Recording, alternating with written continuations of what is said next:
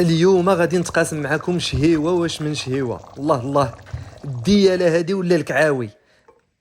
هاد اللحيمه نتاع الكعاوي هذه بزاف ديال الناس كيحقروها، ولكن راه كشريه الا كانت العجل راه فيها واحد المذاق، واللحيمه ديالها بنينه وكتعطي واحد لاصوص جيلاتينوز وخاسره. عندي هنا ثلاثه نتاع البصلات، شوفوا معايا الطريقه. غنحكهم وغادي نحك ثلاثه دروز ديال الثومه. البصلات ما يكونوش كبار بزاف.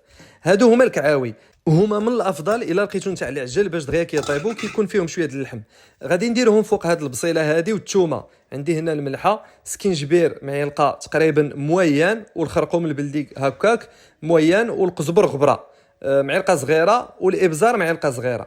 غتشوفوا معنا هاد الطريقه جوج اوراق نتاع سيدنا موسى. وغادي نعطي الزويته البلديه. هاد الشهيوه هذه كتبغي الزويته البلديه باش كتجي المريقه يعني معلكه. غنروي بشويه الماء وعاد غادي نغطيها وغادي نخليها تقلى. شوفوا معايا هاد الطريقه هذه، ما غنبداش التقليه غير بالزيت، مع شويه ديال الماء. النار تكون متوسطه، وغادي نبدا نقلي دابا اللحيمه باش تاخذ المذاق ديال هاد التوابل هذه. مع نفس الوقت النار راها خدامه موين. دابا فاش تقلات معايا اللحيمه كما كتشوفوا معنا هنا، وكما تلاحظون غنعطيها واحد المعلقه نتاع السمن البلدي ديال البلاد. وهنا الحمص راني خليته الليله كامله هكا في الماء حتى رطاب مع راساتو، عاد غادي نزيدوه هكا من الفوق، وغادي نروي مزيان حتى نغطي هذا الحمص هذا واللحيمه. الا كنتو زربانين استعملوا الكوكوت، كان عندكم الوقت كديروا النار مهيله وخليو هاد القميله هذه طيب على المهل حتى تشوفوا ديك اللحيمه ديالكم راها طابت. دابا غنزيد التحميره هكا معلقه كبيره باش كتعطينا الكولور، وتقدروا تضيفوا واحد شويه نتاع الكونسونطري مطيشه الا بغيتو غير نغيزه. دابا غنعاود نسد عليها ونخلي اللحيمه تاخذ الكولور وتكمل الطياب ديالها.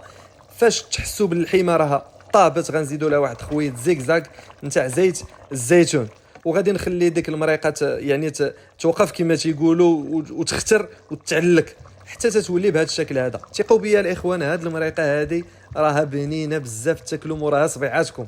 بنينه بنينه، لان هذه اللحيمه هذه كما قلت لكم الجيلاتينو كترخي داك اللذه والبنه.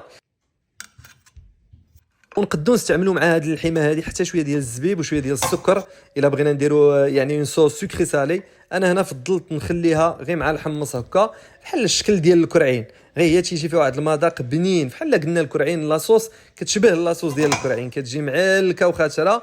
كنتمنى تجربوا هذه الوصفه بهذه الطريقه اللي عطيتكم ديال التقليه، كيفاش قليتها هكا مع المويها وكيفاش طيبتها، وتعجبكم ان شاء الله باذن الله. ما تنساوناش بلي لايك، تهلاو يا ودوزو بخير، والسلام عليكم.